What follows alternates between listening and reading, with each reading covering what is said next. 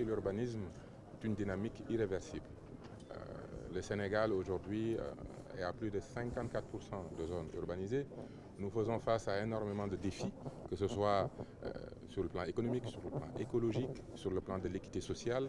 Notre politique d'urbanisation doit pouvoir prendre en compte toutes ces questions. Quand nous sommes arrivés, nous avions une concertation qui était déjà lancée. Et aujourd'hui, nous avons organisé cette dernière concertation qui porte sur Dakar, qui nous permet de clôturer la totalité des concertations nécessaires pour pouvoir doter de notre pays d'une politique nationale d'urbanisation. Nous allons vers la mise en œuvre des pôles territoires, qui est une politique qui doit être réceptacle de la mise en œuvre de l'agenda de transformation. Mais il est important de comprendre une conviction que j'exprime souvent, c'est qu'il n'est pas possible de gouverner sans des instruments. Et aujourd'hui, la politique nationale d'urbanisation, c'est un de ces instruments. Le schéma d'aménagement et de développement de chaque pôle, c'est encore un de ces instruments. Et nous allons encore développer un autre outil, tout aussi stratégique, qui est la cartographie réglementaire des usages, des projections et des risques. Tout cela pour doter de notre nation des instruments de planification et de politique qui vont pouvoir encadrer son développement. Parce que l'urbanisme, ce n'est pas uniquement des règles d'urbanisme. L'urbanisation, c'est penser l'avenir, c'est créer des espaces de vie, c'est créer un cadre de travail, c'est créer aussi un cadre durable qui protège l'écologie. Voilà tout ce qui est en jeu et il était important, quand on met en œuvre les politiques publiques, de réunir l'ensemble des acteurs, comme nous l'a demandé le Premier ministre, de toujours mettre en avant la concertation avec les acteurs afin de mieux les impliquer. Parce qu'au final, ce sont les maires, ce sont les agents dans l'administration, mais aussi les citoyens qui vont mettre en œuvre ces politiques publiques. Voilà aujourd'hui l'importance de tenir enfin cet atelier de Dakar, qui est le 14e et dernier atelier, et qui va nous permettre par la suite de pouvoir rentrer dans la phase de rédaction et de doter de notre nation de cette politique nationale qui est une approche stratégique de comment urbaniser le Sénégal pour le meilleur de son devenir. Et quelle est la spécificité de la région de Dakar pour être la dernière réunion de ces ateliers? Vous savez, Dakar, c'est notre fierté, mais Dakar, c'est notre défi, hein. C'est le défi majeur.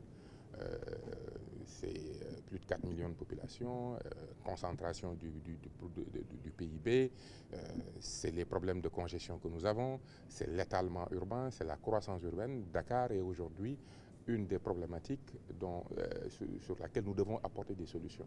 Et résoudre le problème de Dakar, c'est inspirer tous les autres pôles territoires. Donc c'était important de terminer par Dakar pour laisser aux équipes le temps de bien se préparer et surtout apprendre des autres territoires. Et aussi l'idée, la politique nationale d'urbanisation, bien qu'aujourd'hui l'atelier porte sur Dakar, est une politique nationale qui doit penser le Sénégal, pas Dakar seulement. Dakar doit être cette capitale africaine ouverte qui va attirer les investissements, mais doit être reliée aux autres pôles territoires. Ce que nous voulons, c'est doter de notre nation de 8 pôles territoires qui sont des moteurs de croissance. Chaque pôle doit participer à la croissance économique, doit lutter contre la pauvreté et doit faire améliorer les conditions de vie. Et au final, ce qui permettra, quand on va évaluer les PIB de ce pays, de pouvoir dire que chaque pôle a contribué.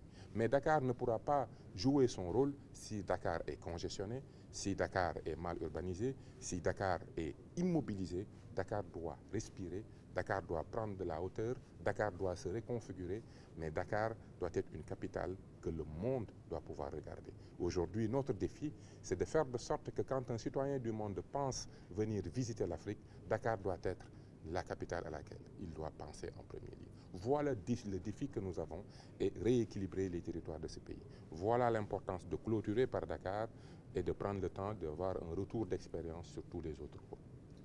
On passe à la version. Quelles sont les mesures prises pour limiter l'extension des quartiers dans les domaines? Vous savez, un ministre ne doit jamais donner des instructions alors qu'on tient l'atelier aujourd'hui. Aujourd'hui, ce sont les acteurs qui doivent se réunir, sortir les solutions. Effectivement, nous devons arrêter l'étalement urbain. Effectivement, nous devons penser Dakar en hauteur.